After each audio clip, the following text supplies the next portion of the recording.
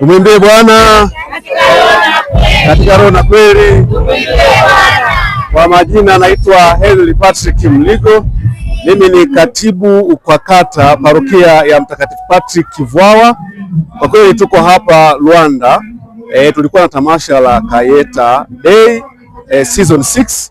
Kwa kweli kwanza tunamshukuru Mwenyezi Mungu kwa kutuweka kwa takriban siku 5 mahali hapa kwa ajili ya mashindano haya. Kwa kweli tunamshukuru Mungu.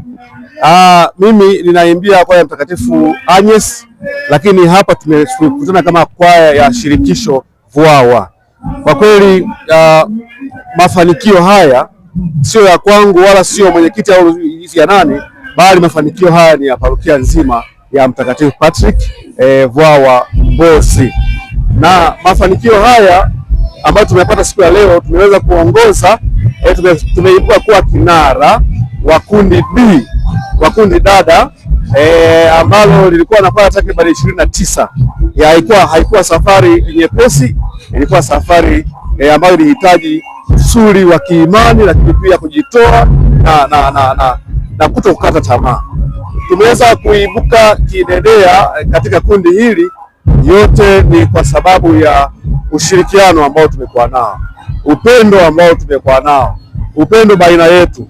Kwa kweli kila mwanakwaya ambaye ameweza kushiriki katika tukio hili, kwa kweli tunawashukuru sana kwa moyo kwanza wa majitoleo. Wameweza kujitoa, wamejituma na kutokata tamaa, ushirikiano wa hali ya juu zaidi.